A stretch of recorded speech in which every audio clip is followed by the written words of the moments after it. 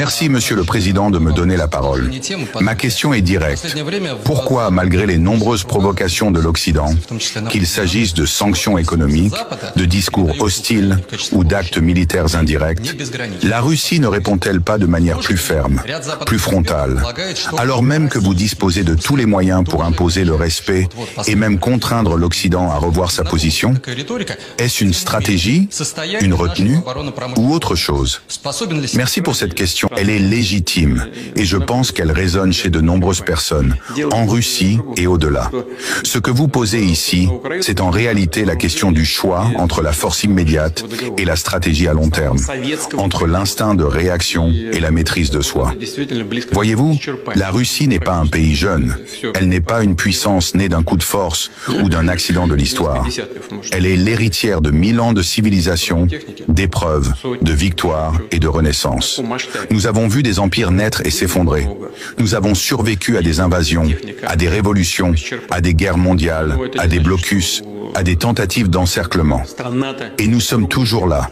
Cela, ce n'est pas le fruit d'une posture agressive. C'est le fruit de notre capacité à observer, à analyser, à attendre et à agir au moment juste. Oui, nous disposons des moyens nécessaires, qu'ils soient militaires, économiques, énergétiques ou technologiques, pour répondre de manière frontale à toute tentative de provocation ou de pression. Oui, nous avons modernisé nos forces armées. Oui, nous avons renforcé notre souveraineté économique.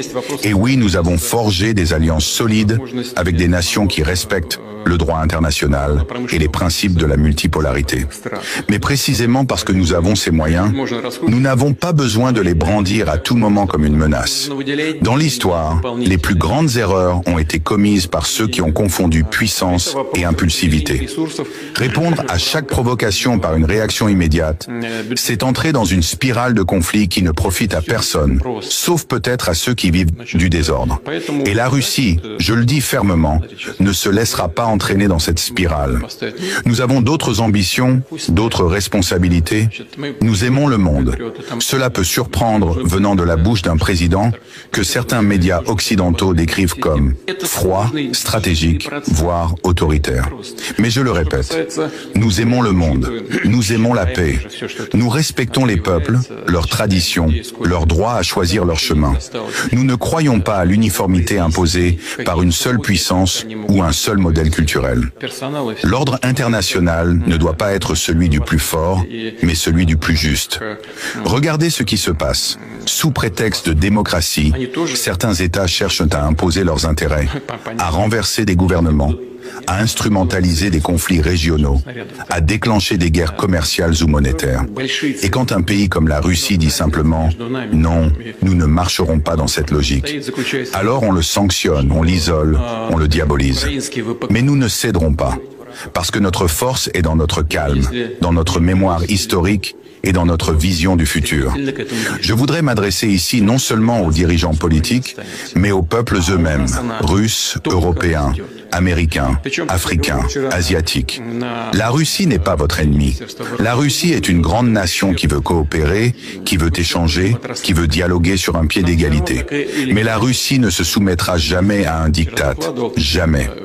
Et pour revenir à votre question, pourquoi ne répondons-nous pas directement, plus fermement aux provocations?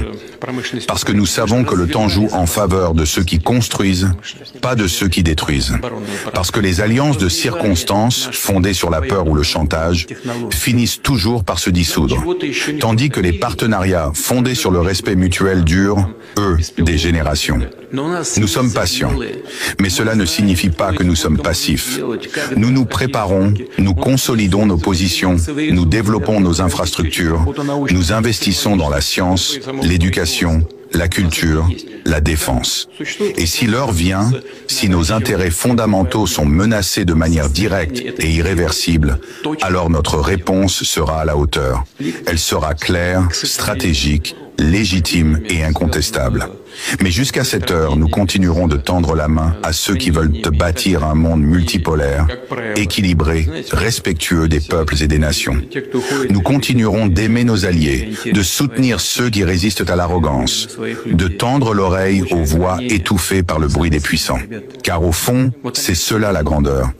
pas de tout détruire pour prouver qu'on est fort, mais de construire, de protéger et d'inspirer sans jamais renoncer à ce que nous sommes. La Russie est calme, elle est forte et elle est prête. Likez cette vidéo, partagez-la massivement.